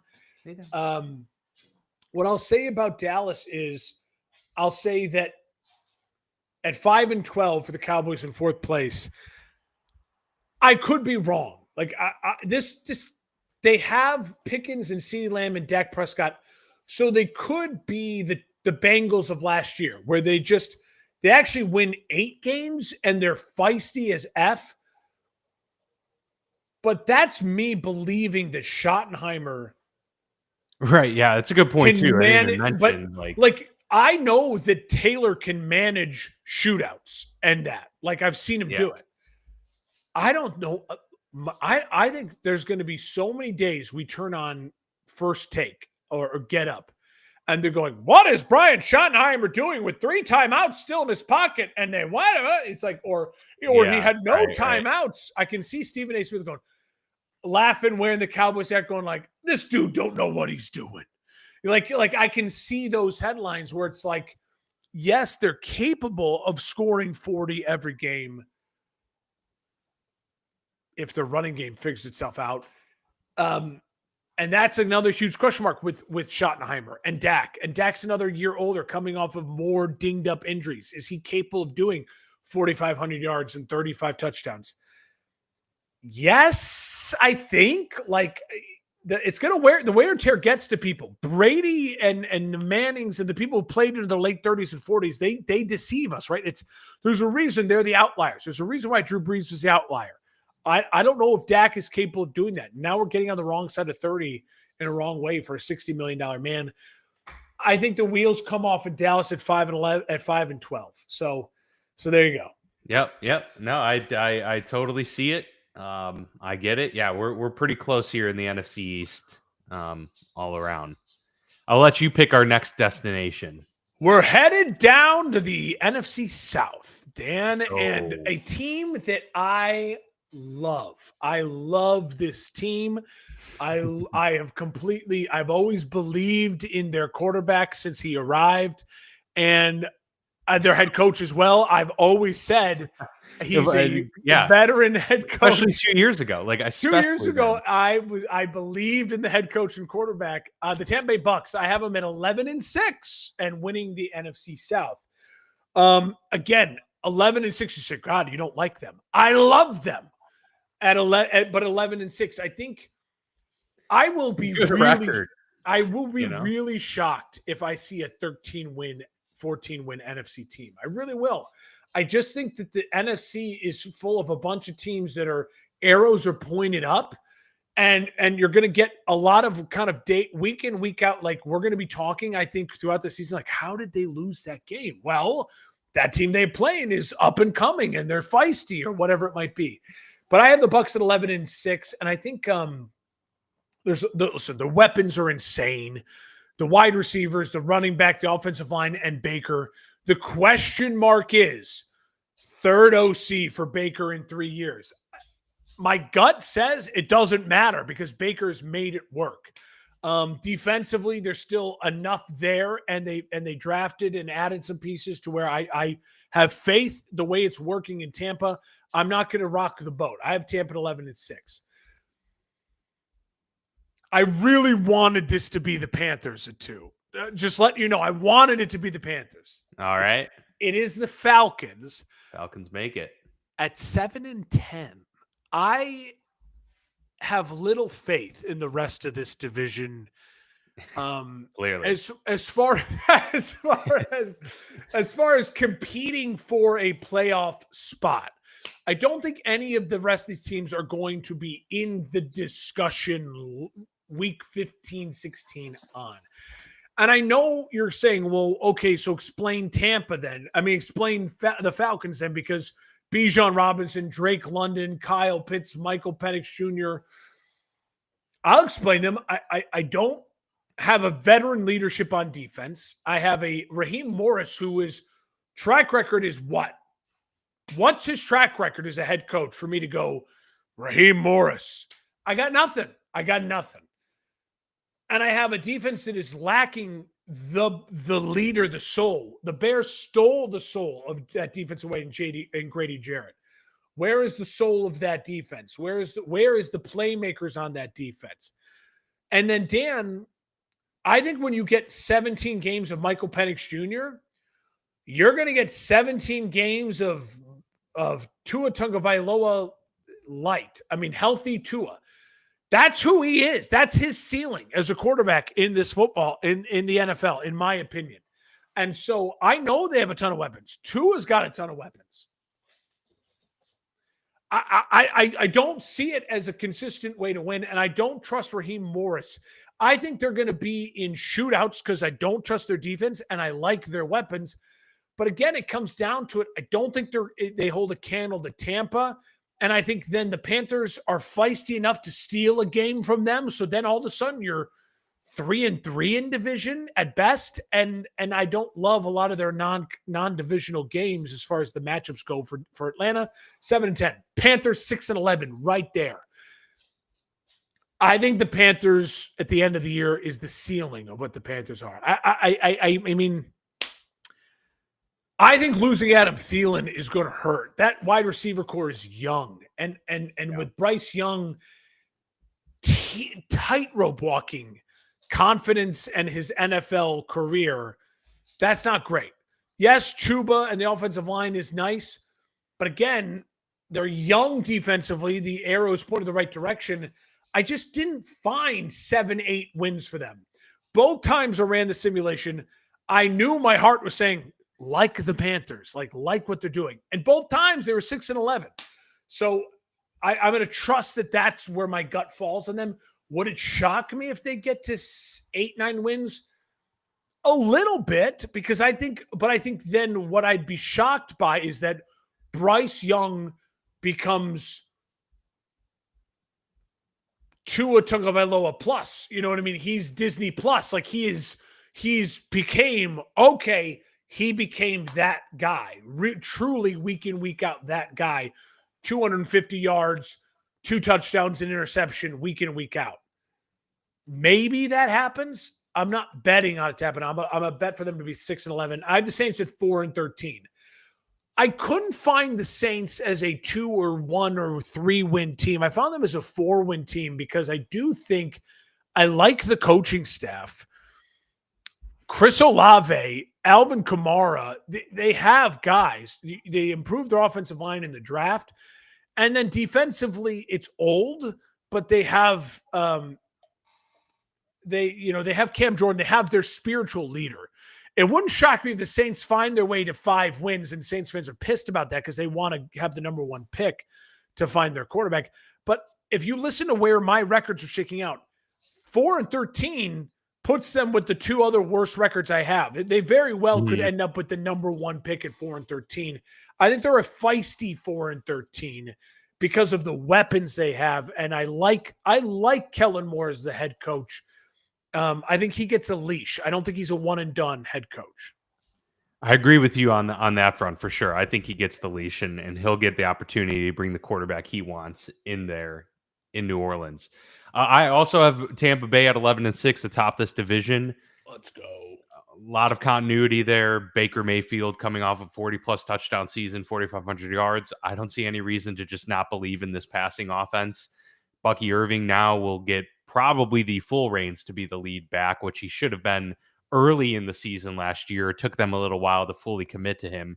So that will give them a little bit of a boost. Yes, it's another year of Mike Evans and Chris Godwin's a little banged up, but Emeka Egbuka in a relatively poor wide receiver class is an absolute stud. So I think he's going to give them an extra dimension. Yes, very good. Really good grouping there that they have. And then defensively, they're just solid. They're not amazing, but they're solid. And just Todd Bowles is clearly a really he's like a Jeff Fisher plus in my view. Like he's slightly elevates teams, but you know what you're going to get week in and week out from him. And I think with Baker Mayfield, best quarterback in this division, is going to be the difference maker. I have Carolina at number 2 at 7-10 because I do think that's awesome because what we're both saying is it's a 1-team division. Yeah, yes, it's a 1-team division, 4 games separating the Buccaneers from second place. But I think there's going to be a lot of encouragement for Carolina. I felt that there was a lot of momentum last year that they got. I was surprised at what I saw from Dave Canales. And so year 2, getting Bryce Young kind of back, ready to go. He's got a little bit of swagger now. Yes, Adam Thielen's gone. I agree that hurts, but, Tetaroa McMillan, really talented rookie as well. Those were the 2 wide receivers, Emeka Egbuka and McMillan, who were like the clear, first dude. 2 wide receivers taken. Yeah. And so that adds in there. Chuba Hubbard now comes into the season knowing he's the dude, and their offensive line is really rapidly improving. And defense, that's where I wonder as well. But they have some guys. They got their J.C. Horns. They got their Derek Browns. Like they'll post fits for people. Their schedule is a little bit difficult for sure, especially like early on with a trip to Seattle. Got to take on the 49ers, the Bills. Those are tough games. So I don't think they're gonna do very well. I was looking at the wrong schedule. I was looking at the Saints schedule there. But they got to go on the road.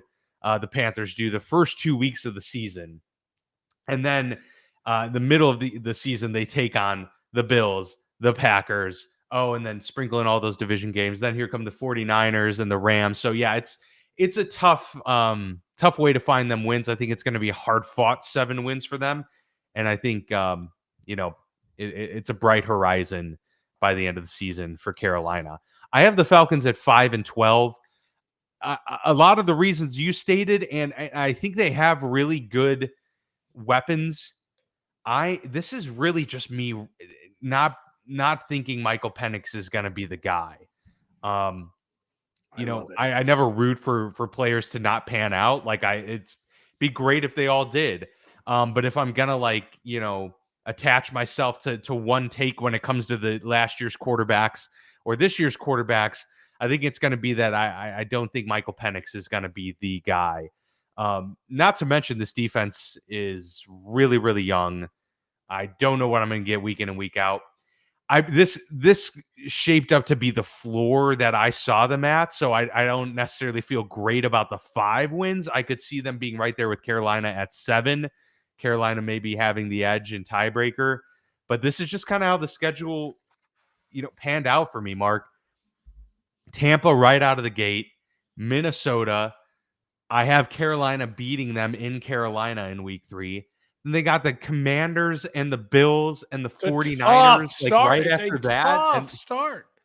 Like where can I find a lot of daylight here? It's tough. It opens up towards the beginning of the back half, but by then you've lost faith in Michael Penix. You're one in whatever. He's probably thrown a bunch of interceptions, and yeah, I'm with you. And is this offensive line good enough to keep him upright? Because he's not going to be running around. He really is Teddy Bridgewater.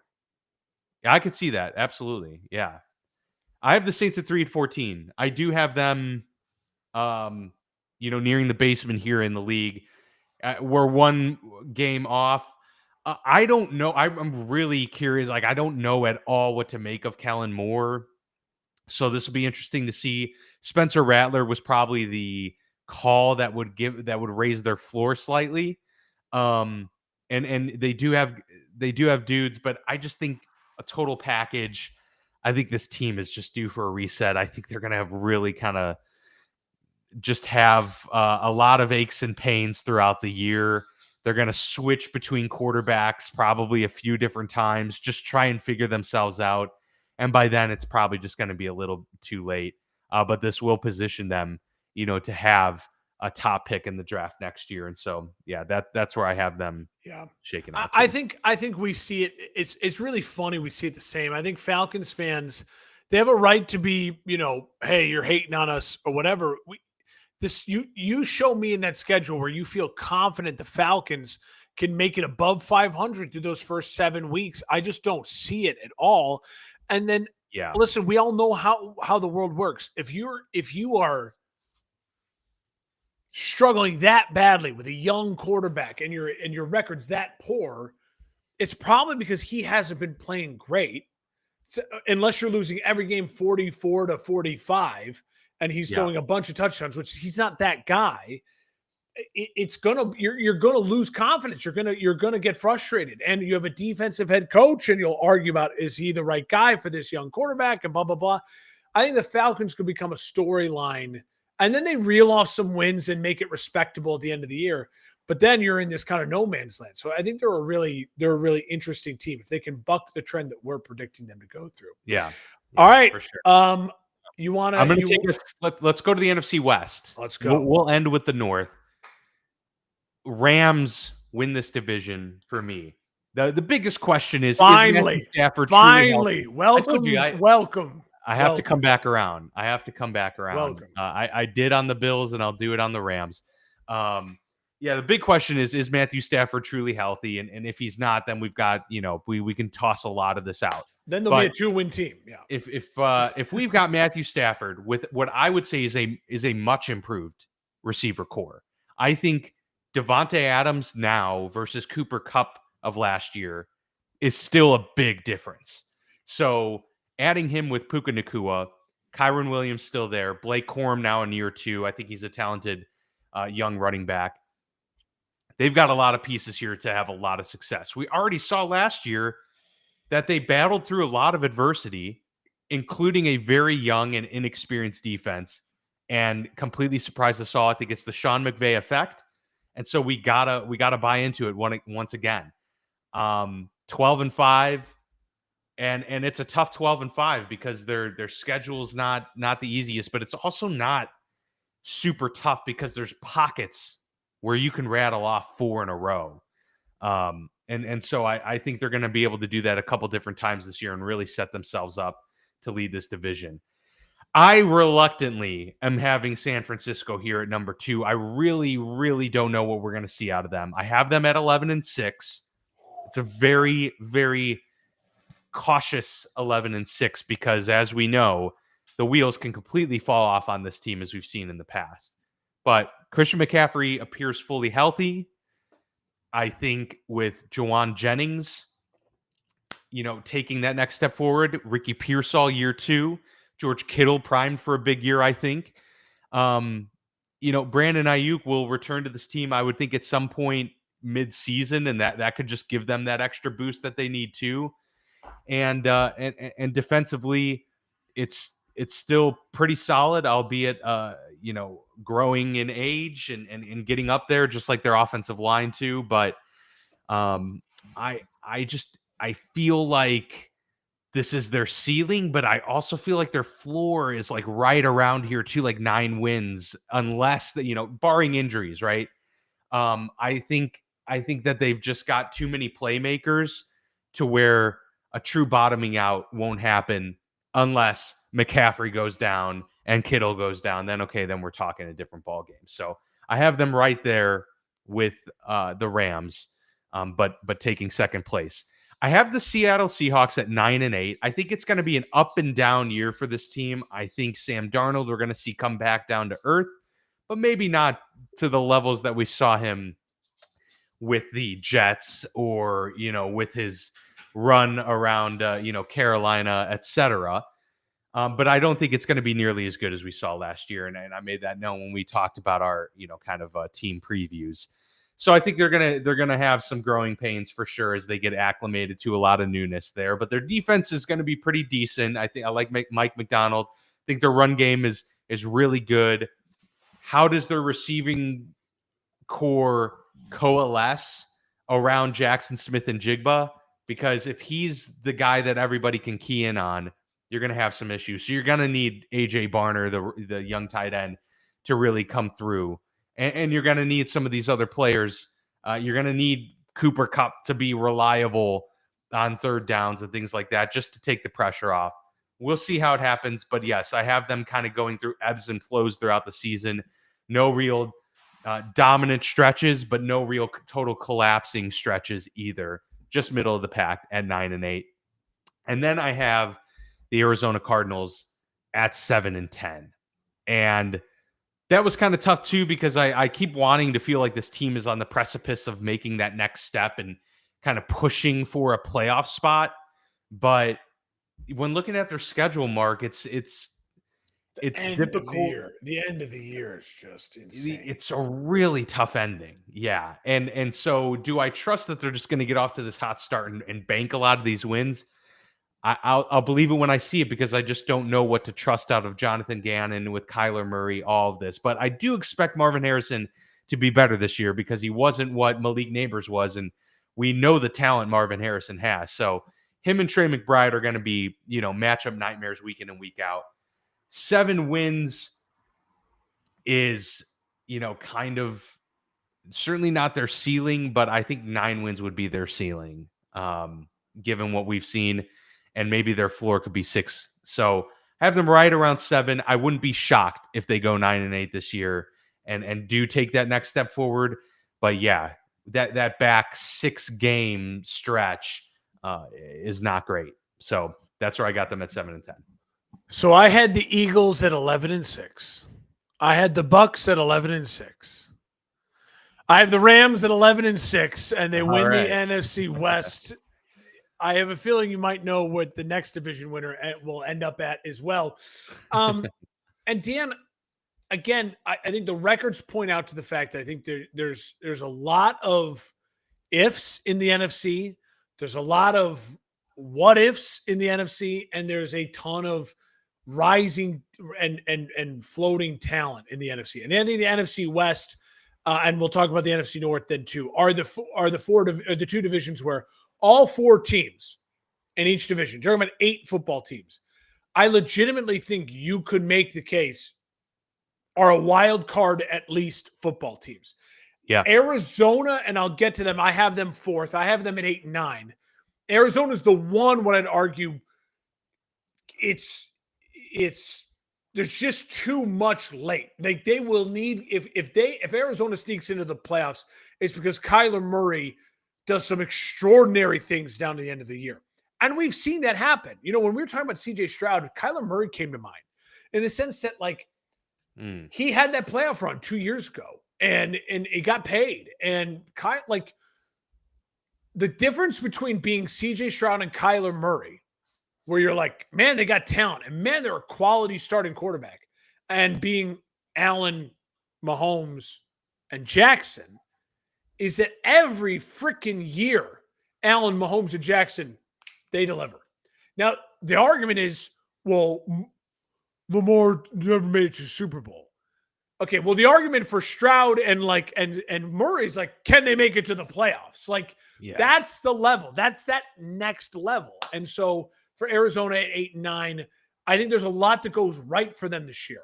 I think you're seeing, when you look at the roster, how can you not think this is a 7-8 win football team? When you look at the schedule, you go, oh my gosh, they're going to need to catch some breaks. But if the wheels fall off for the Niners with an injury, that 8-win Arizona team all of a sudden might become a 9-10-win Arizona team, and that's how maybe they sneak into the playoffs, right? Yep.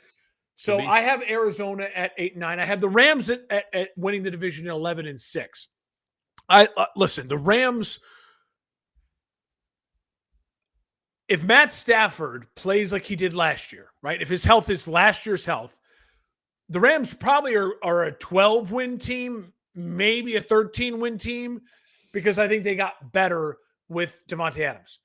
My concern with the Rams are I think they're going to end up starting slow because Matt Stafford did not barely practice at all, let alone play.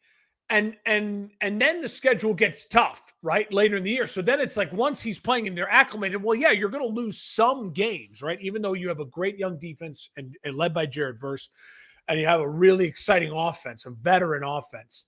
I think the Rams find themselves at 11-6. I think the Rams are the biggest threat to the Eagles to be like, that's the team. If all the cards fall right, meaning health falls right and everything works in their favor, there's no reason why the Rams are not in an NFC title game. I have the Niners in second, reluctantly as well. I hated it. For some reason, I don't know why. I have a disdain for predicting the Niners' downfall. And I think why I have them at 10-7 this year is because I don't think the wheels are going to fall off, because I think Christian McCaffrey, plus you add Robinson to the backfield, I think the backfield is solidified versus a year ago. There were so many questions. Offensively, getting Debo out and waiting for Ayuk to get healthy, it kind of solidifies that what they are offensively, right? Run the ball, run the ball, run the ball. Kittle's going to get a giant share of targets. And then you think Ricky Pearsall is going to be really interesting to watch to start the year. I think Brock Purdy, though, that puts a lot of pressure on him. So I think Brock Purdy plays kind of like Jordan Love played last year. Jordan Love got the big contract, and we're kind of like, let's see what happens.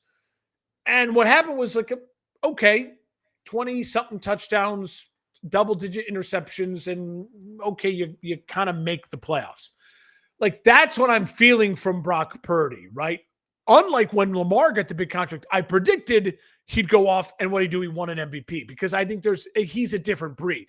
I think Purdy's in the Jordan Love breed where it's like the Trevor Lawrence breed, where you're like, They may have already reached their ceiling. yes, right. And so I think they're quality players, but I don't know if it's beyond 25, 24 touchdowns, 11, 12, 13 interceptions, 35 something sacks. And if that's the case, I think they're 10-7. I think they battle. I think their defense is feisty, and I think Robert Saleh has a lot to prove, and I think he's gonna have a really good year. Yeah, that's a big addition. The reason I have Seattle then at 9-8 is because I think Darnold plays to 80% of what Darnold was last year, which means he's about 27 touchdowns, 12 interceptions, and they're really, really good at times, and then they're really, really ugly at times. Darnold was consistently great all year and then fell off a cliff in the last 2 games of the biggest games. I think you're going to see Darnold do a little bit more of this year, right? Like a traditional quarterback where you have good weeks, you have bad weeks. I think you're going to see that from him. And I think you're going to see a Seattle team that defensively shocks some people with how good they're getting. I think you're going to see a more consistent run game if Walker can stay healthy. I love Seattle. The schedule is tough, and I don't have the trust yet in Darnold to say they're going to be the 10-win team over the Niners. Yeah. But it wouldn't shock me if they are. It would not shock me if they are. Talked about Arizona. So there you go. I have the Rams, the Niners, Seattle, Arizona. All of them 8 or more wins. All of them in the hunt graphic in the final hovering 3 weeks of the playoffs of the season. I already preemptively punched the NFC North because I am stoked for this one. I want you to take us home here, buddy. Bring us your NFC North. Okay, so predictions at 11-6. Yes. The Detroit Lions 11-6. I'm not ready to dethrone the Lions, Dan. They have the best roster in the NFC North. They have a top 3 roster in the NFL. They have a culture. They have a head coach who those players would still absolutely lay down on the train tracks for. I think all of that matters. They have Aiden Hutchinson back, and he's going to be healthy. All of that matters. The brain drain is what's interesting, and the schedule is what's interesting. That takes them from a 15-win team to an 11-win team. I think their ceiling is 12, so I'm going to take them just below their ceiling. I think Detroit's going to still be very good.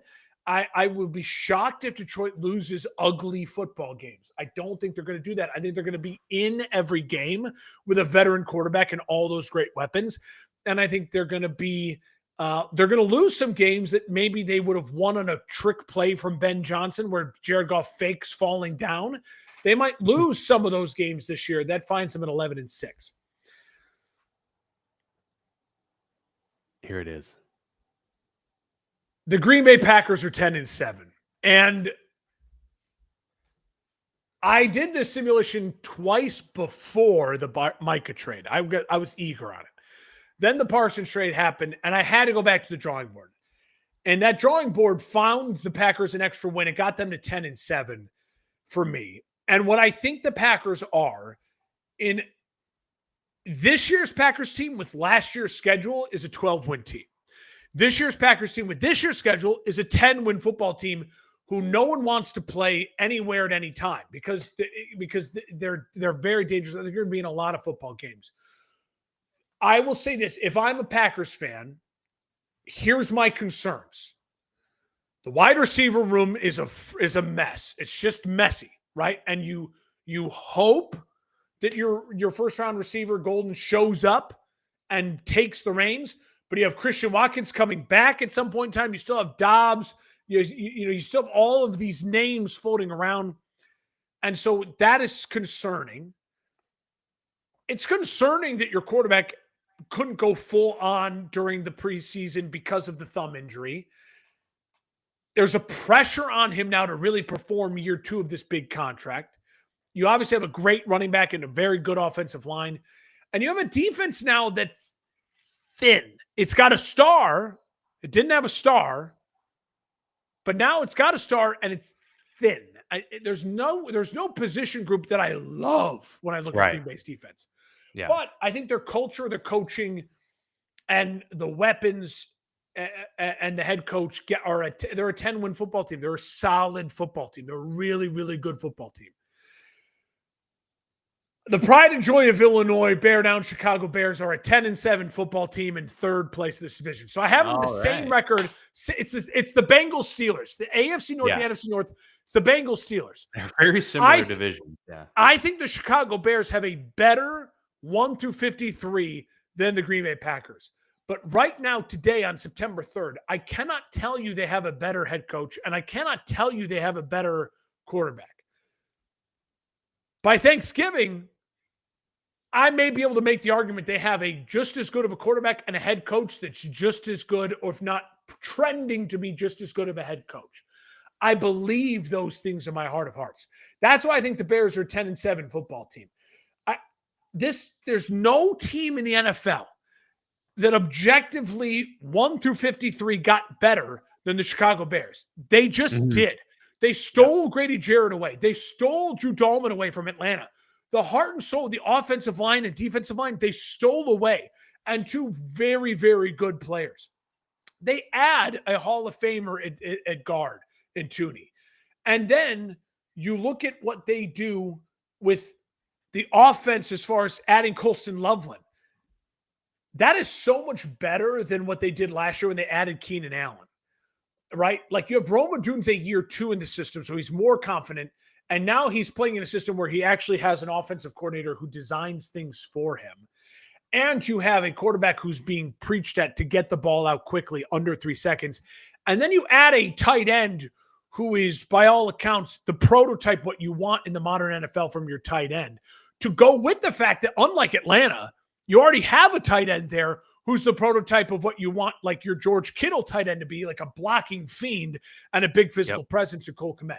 There's so much to like offensively. And then defensively, don't get me started. This defense is a really strong unit with Sweat, with Garrett, with Austin Booker, who I think is going to take a step forward, rushing the passer.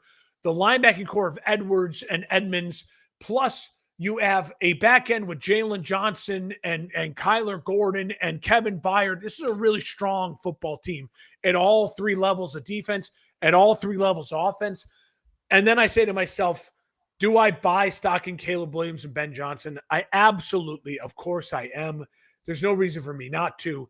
They're a 10-7 football team. And just like the NFC West, the 4th place team is the Vikings, and they're at 8-9, just like the Cardinals at 8-9.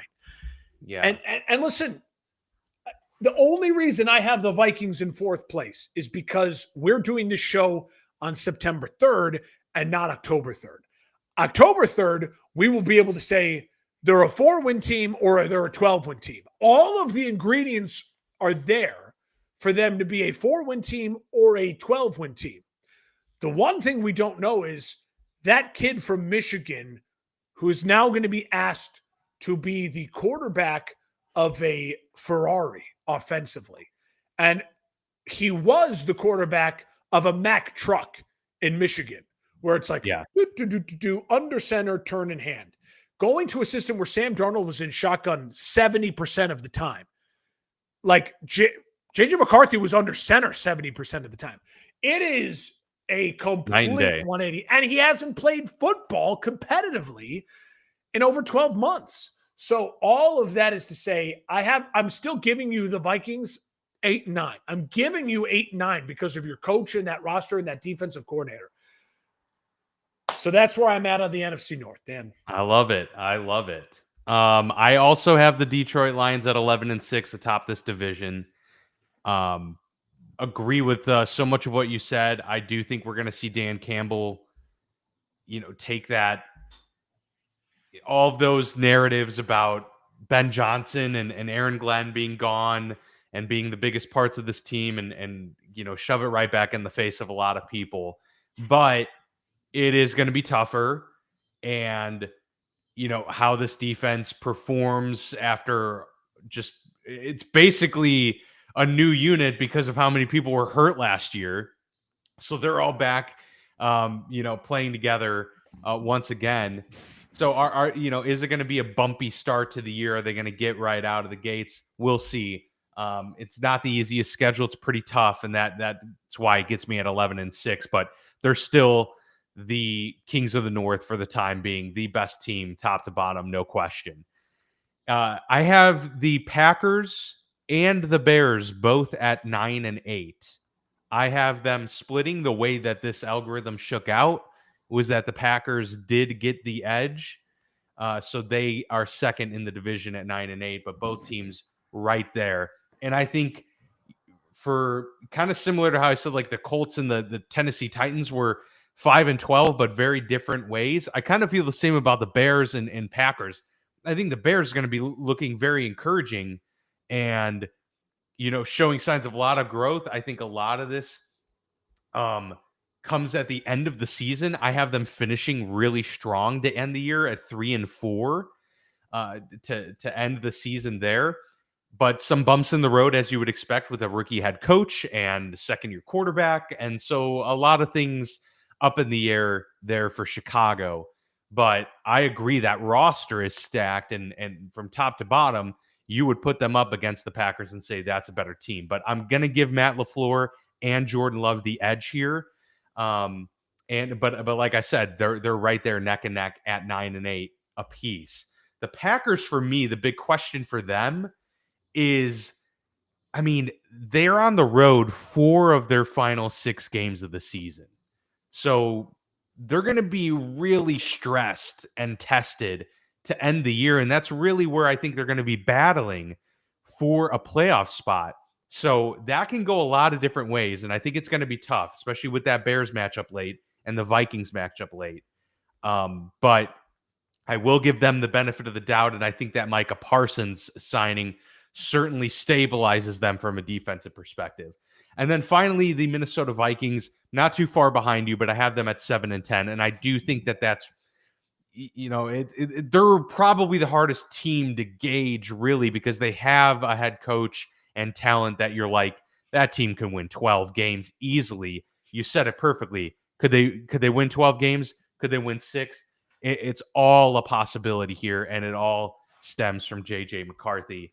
I have them at 7 just because I do think that there's going to be those growing pains to begin the year, a lot of bumpiness. They have the early bye too, so it's going to be really, really difficult on a rookie quarterback from week 7 on to, after the bye, deal with the Eagles, the Chargers, the Lions, the Ravens, the Bears, the Packers. Like that's the AFC and NFC North schedules are just insane. It's insane. It's a lot. So I have them at 7-10. Wouldn't be shocked if they end up winning 9 or something, probably be more in the middle of the expectations, but they are there at the bottom at 7-10. I really wanted to have the Bears second in the division, but that's just how this shook out. And I wasn't going to mess with it too much. All right. So my 1 seed in the NFC is Philly. Who is yours? My 1 seed in the NFC is the LA Rams at 12-5. LA Rams. Okay, at 2. And the Eagles are 2 at 12-5 as well. Okay, so my 2 is the Rams. So we're just flopping there. Number 3, I have the Lions. You have? Number 3, I have the Tampa Bay Buccaneers at 11-6. The Lions are at 4. They both are 11-6 though. So however that. So our 4 division winners are the same order, slightly different. I have the Bucs at 4, Lions at 3. At 5, I have the Green Bay Packers at 10-7. You have? I have the Washington Commanders at 11-6. Washington. Okay. At 6, I have the Washington Commanders. You have? I have the 49ers at 11-6. At 7, I have the Chicago Bears. You have? And I have the Green Bay Packers. Okay. So the difference in the NFC is I have the Bears, you have the Niners. Yep. So I will say this. I hated looking at this and saying to myself, I have to pick Seattle, the Vikings, Arizona, the Niners not to make the playoffs. Like that, when I look at that, I'm Yeah. like, those are teams that feel to me absolutely like they should be competing for the playoffs or sniffing the playoffs, especially the 49ers, Seattle, and the Vikings, if things go right for all of those teams. So the NFC was for me way harder. When I look at the AFC, I'm like, okay, I left off the Jags, maybe like the Broncos, maybe like that's like I'm like, okay, I can live with that. In the NFC, it's like I'm leaving off the Niners, I'm leaving off Seattle, I'm leaving off Minnesota. That's not; those are not easy pills to swallow. That's for sure. Yeah, no, definitely not. So you have Green Bay at 5 Yeah. So and Washington. Washington's at So 6? so, so Dan, listen to this. I have the Bears at 10-7, the Packers at 10-7, Washington at 10-7, and the Niners at 10-7. Yeah. And so the Niners are the odd man out. Okay. And again, that was purely based on as I ran the simulation, it was like they were the odd man out. I don't know how that worked out. Yeah. For Washington to be behind Green Bay and to be ahead of Chicago or vice versa. I did not have to finagle to get the Bears in, even though I was going to put the Bears in no matter what. I believe in them. I think this is a big year for them. But yeah, I mean that's how, and again, all of them separated by their own division winners by only one game. Every division winner for me was 11-16. I don't think that's how it's going to shake out. Someone's going to win 12 games. Maybe the Bucks, probably the Eagles. You know what I mean? Yeah. Like Yeah. so, but I just again, I think our viewers I want them to me to communicate going into the year right now. I think the NFC week 15, 16, 17, 18, that in the hunt graphic and the battles as we head into a lot of teams having 2 of their last 3 games as divisional games, you're going to see chaos in the North, in the West. I think in the East it'll be just Philly and Washington. In the South it'll be the Bucks. But again, in the AFC, in the South, the North, and then parts of the West with the Chargers and Broncos, you're going to see some real battles down the stretch to make the playoffs. Yeah, for sure. No, I love it. Yeah, it's going to be fascinating regardless, because as we mentioned, there's just so much parity and it's really tough, especially in the NFC, to figure out a lot of these teams. So, well, 2 hours, man. That was a great show. It was absolutely, that was a fun one. So that is our full preview, predictions, playoff predictions, all of that good stuff, divisional standings.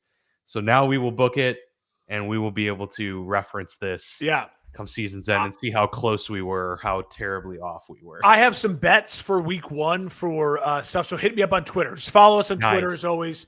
And we'll put some bets and some best bets and some stuff out there. And then come Tuesday, we'll have a lot to talk about. Woo, let's do it. Yeah, a full recap coming your way on Tuesday. Excited to get into the season. We appreciate you all following along. And be sure to follow us the rest of the year. Every Tuesday, full weekly recaps. We will have them for you to discuss the entire week and look ahead as well. All right. Appreciate everybody tuning in. And if you've stuck with us this entire time, God bless you. All right. Take care.